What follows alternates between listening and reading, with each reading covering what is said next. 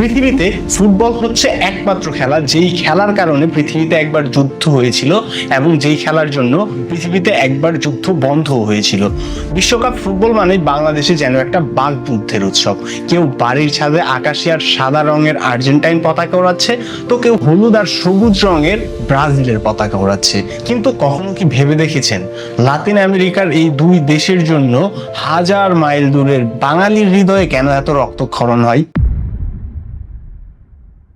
মূলত বাংলাদেশি মানুষ 4টা স্টেপে গিয়ে ব্রাজিল আর্জেন্টিনার ক্রেজি ফ্যান হয়ে গেছে। ইতিহাসগুলো খুবই ইন্টারেস্টিং, আপনার ভালো লাগবে। তো চলেন শুরু করি আর্জেন্টিনা ব্রাজিল ভাই ভাই episode. Okay, no joke, start.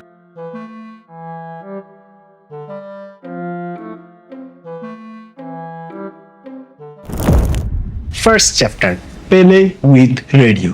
তখন সময়টা 1950 থেকে 1960-এর দশক। আজকের মতো হাতে হাতে স্মার্টফোন তো দূরে থাক, ঘরে ঘরে টেলিভিশনও ছিল না। মানুষের বিনোদনের একমাত্র একটা জানালা ছিল কাঠের তৈরি সেই ভারী রেডিও। তখন রেডিও ছাড়া আর কোনো কিছুই অ্যাভেলেবেল ছিল না। আর্জেন্টিনা তখনও বাঙালির মনে জায়গা করতে পারেনি, কিন্তু রেডিওর সেই ঝিরঝিরি আওয়াজে ভেসে আসতো শুধু একটা নাম, পেলে।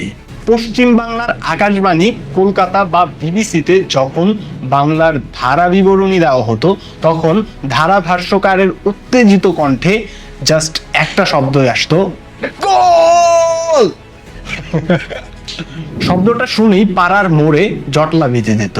পেলের সেই জাদুকরি ড্রিবলিং বা বাইসাইকেল কিক মানুষ চোখে দেখেনি, কিন্তু কানে কানে শুনে কল্পনায় সেটা ফুটিয়ে তুলেছিল নিজের মতো করে। এভাবেই 1958 থেকে 1970 সালের মধ্যে পেলের হাত ধরে বাঙালির ঘরে ঘরে ব্রাজিলের হলুদ জার্সির প্রতি এক অদ্ভুত মায়া তৈরি হয়ে যায় সবার। কোনো ভিডিও ফুটেজ ছাড়াই মানুষ পেলের প্রেমে পড়ে যাচ্ছিল শুধু ধারাবিবরণী শুনে। এটাই ছিল বাংলাদেশের ফুটবল ক্রেজের প্রথম বীজ। তখনও তো ক্রেজ ছিল না, শুধু জন্মাচ্ছিল ফুটবলের প্রতি ভালোবাসা। Second chapter, anti British. 1982 সালে ফকল্যান্ড যুদ্ধ। ভাবুন তো, আর্জেন্টিনার ঘরের কাছের কিছু দ্বীপ দখল করে নিল কয়েক হাজার মাইল দূরের ইউরোপীয় শক্তি ইংল্যান্ড। যুদ্ধে আর্জেন্টিনা হেরে গেল, মারা গেল তাদের কয়েকশো তরুণ সৈনিক। পুরো আর্জেন্টিনা তখন অপমানে আর শোকে পাথর। কি বা আর করতে পারত যখন ব্রিটিশের শাসন আমল চলছিল?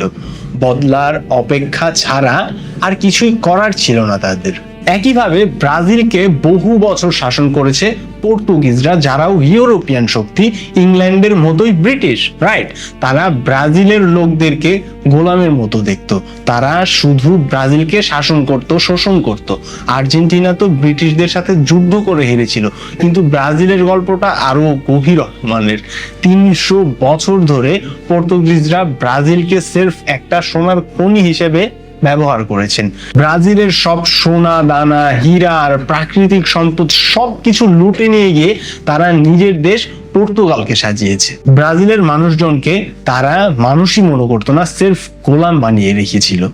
এমনকি 1822 সালে যখন ব্রাজিল স্বাধীন হয়, তখন পর্তুগিজদের মধ্যে একটা ভাব ছিল যে তোমরা তো আমাদেরই তৈরি, হ্যাঁ, আমাদের ছাড়া তোমরা অচল, আমাদের ছাড়া তোমরা কোনো কিছুই করতে পারবে না।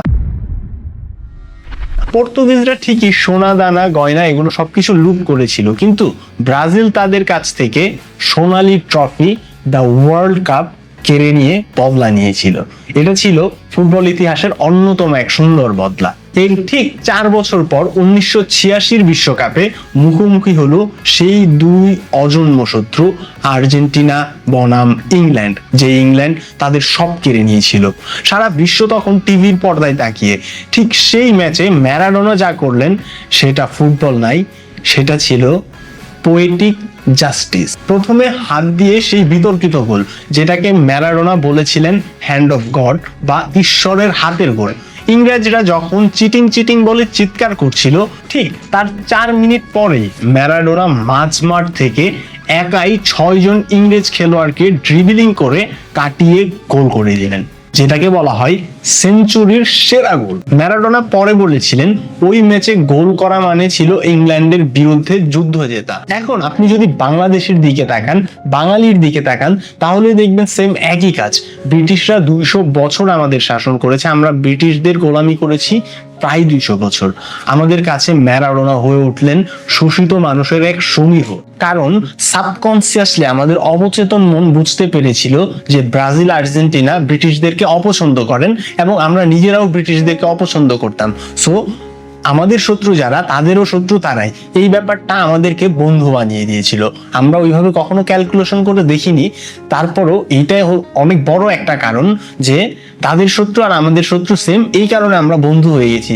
তাছাড়াও সুন্দর খেলা বা মেধা এগুলো তো আছেই। আর এভাবেই বাংলাদেশের ঘরে ঘরে আকাশি সাদা রঙের রাজত্ব শুরু করলো।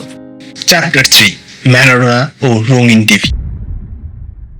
80-র দশকের শুরু। বাংলাদেশে তখন কেবল বিটিভির যুগ, আর রঙিন টেলিভিশন ঘরে ঘরে জাস্ট একটা দুইটা উকি দিচ্ছে। পেলেকে মানুষ ভাষ্যকারের কথা শুনে তাদের হৃদয়ে রেখেছে। কিন্তু এবার এলো সেই মহেন্দ্রক্ষণ। মানুষ প্রথমবারের মতো ফুটবলের জাদুকর ম্যারাডোনাকে নিজের চোখে দেখলো, আর তাতেই বাঙালি পুরো পাগল হয়ে যাচ্ছিল। কারণ আগে থেকেই বাংলার মানুষের ফুটবলের প্রতি ছিল ভীষণ টান। এই ইতিহাস একটু পরে বলছি, যাই হোক। তো ম্যারাডোনা তখন যেই জাদু দেখাতো তা সরাসরি দেখা যাচ্ছিল এবং সেটা দেখে মানুষ পাগল হয়ে যাচ্ছিল। তার ড্রিবলিং, তার রান, তার শুটিং, তার পাসিং, ফিনিশিং, বাইসাইকেল জাস্ট কল্পনার থেকেও বেশি সুন্দর লাগছিল মানুষের কাছে। এবং সে তার জাদু দেখিয়ে নিয়ে নিল বিশ্বকাপ। তারপর তার ফ্যান বেজ আরো বেড়ে গেল। আর দিন শেষে আমাদের সাবকনসিয়াস মাইন্ডে কিন্তু এটা খেলছিল যে ম্যারাডোনা হচ্ছে ইংল্যান্ডের অপছন্দ করে, ব্রিটিশদের অপছন্দ করে। তো ম্যারাডোনা আমাদের কাছে আরো বেস্ট হওয়া শুরু করে, শত্রু বন্ধু, রাইট? তো ম্যারাডোনার খেলা ব্যাপক একটা বড় ভূমিকা পালন করেছে বাংলাদেশের এই ক্রেজটা তৈরিতে। চ্যাপ্টার 4, আবু-হানি বনাম মোহামেডান। আবু-হানি বনাম মোহামেডানের ইতিহাসটা অনেক বড়। আপনারা চাইলে এটা নিয়ে একটা এক্সট্রা ভিডিও বানানো সম্ভব। আপনারা যদি বলেন আমি বানাবো। তো আমরা সবাই চিনি আবু-হানি আর মোহামেডানকে, রাইট? পেলের পরে এই ক্লাবগুলা বাংলাদেশের প্রতিটা মানুষকে ফুটবলে টেনে এনেছে এবং সেখান থেকেই এক পক্ষকে সাপোর্ট করার বিষয়টা এসেছে এবং নিজের দলকে ভালো প্রমাণ করতে শুরু হয় ইতিহাস নিয়ে যুক্তি তর্ক, যেটা দিয়ে শুরু হয় বাকযুদ্ধ। কিন্তু 90-এর দশকের পর যখন আমাদের দেশি ফুটবলের সেই সোনালী জুলুসটা আসলে কমতে শুরু করলো, তখন বাঙালির মনে একটা বিশাল শূন্যতা তৈরি হয়। বাঙালি জাতি স্বভাবগতভাবেই একটা দ্বিপক্ষীয় লড়াই বা দলাদলি করতে আসলে পছন্দ করে। যখন দেখলো নিজের দেশের মাঠে নিজের সেই দলগুলোই নেই, উত্তেজনা আর নেই, তখন তারা তাদের দীর্ঘদিনের সেই প্যাশন আর দলাদলির ক্ষুধা মেটানোর জন্য বেছে নিল ব্রাজিল আর আর্জেন্টিনাকে। এবং মানুষ তার পারিবারিক সূত্রে এই দুইটা থেকে একটা দলকে নিজের করে নেই, মানে পৈতৃকভাবে বলা যেতে পারে, পারিবারিকভাবে। ওকে, ডান, পারিবারিকভাবে মানুষজন হয় ব্রাজিল হয় বা আর্জেন্টিনা হয়। সো এই ছিল আমাদের 4টা স্টেপ, যেই 4টা স্টেপের থ্রুতে আসলে বাঙালিরা এত বেশি লেভেলের হচ্ছে যে ক্রেজি ফ্যান হয়ে গিয়েছে বাংলাদেশ এবং ব্রাজিল এবং আর্জেন্টিনার মূলত। এবার ফুটবল নিয়ে 2টি সত্যিকারের ফ্যাক্ট। বলেছিলাম না যুদ্ধ শুরু হয়েছিল এবং যুদ্ধ বন্ধ হয়েছিল এই ফুটবলের জন্য। সময়টা 1969 সাল। নাইজেরিয়াতে তখন ভয়াবহ গৃহযুদ্ধ চলছে। কিন্তু যখন ঘোষণা করা হলো যে ব্রাজিলের সান্তোস ক্লাব তাদের জাদুকর পেলেকে নিয়ে নাইজেরিয়াতে খেলতে আসছে, তখন এক অবিশ্বাস্য কাণ্ড ঘটলো। যুদ্ধের দুই পক্ষই নিজেদের মধ্যে চুক্তি করলো যে পেলের খেলা চলাকালীন তারা কেউ কারোর উপর গুলি চালাবে না, কোনো ধরনের হামলা করবে না। পেলের পায়ের জাদু দেখার জন্য 48 ঘন্টার জন্য যুদ্ধবিরতি হয়েছিল। এটা ছিল পৃথিবীর অন্যরকম এক বিরল একটা ঘটনা। ফুটবলার পেলের সম্মানে শত্রু দেশও তখন বন্ধু হয়ে গিয়েছিল।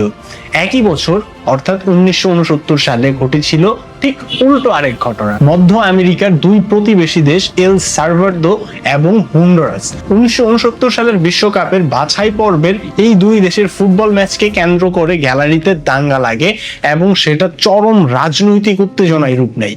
পরিস্থিতি এতই খারাপ হয় যে দুই দেশে একে অপরের বিরুদ্ধে সরাসরি যুদ্ধ ঘোষণা করে দেয়।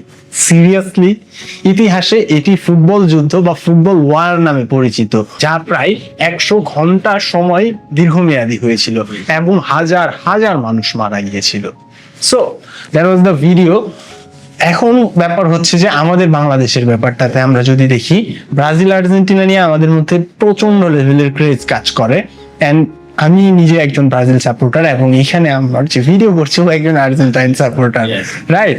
সো আমরা কিন্তু একসাথে আছি। ব্যাপারটা এই পর্যন্ত সবার ক্ষেত্রেই ব্যাপারটা এরকম যে ব্রাজিল আর্জেন্টিনা দুইজন দুই দল করে কিন্তু তারা বন্ধু।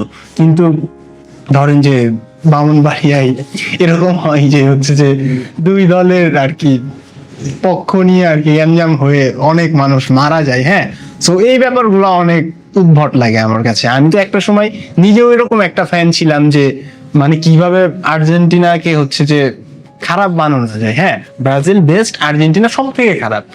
সো এইরকম আমার মধ্যে একটা সময় কাজ করতো, কিন্তু এখন ওগুলো আসলে আর কাজ করে না। আমি অবশ্যই ব্রাজিল আর্জেন্টিনার যদি খেলা হয় সেক্ষেত্রে আমি ব্রাজিল সাপোর্ট করব, কিন্তু যদি ব্রাজিল আর্জেন্টিনার খেলা না হয় আমি যে কোনো দলের সাথে খেলা পড়লে আর্জেন্টিনা সাপোর্ট করবো। তো আমি প্রথমে এখন ব্রাজিল সাপোর্ট করি, তারপরে আর্জেন্টিনা সাপোর্ট করি। I love Argentina. আমি মানে মূলত আসলে যারা ভাই খেলা পছন্দ করে, খেলা বোঝে, সো তারা এই ব্যাপারগুলো নিয়ে এরকম করে না, এত বড় লেভেলে নিয়ে যায় না।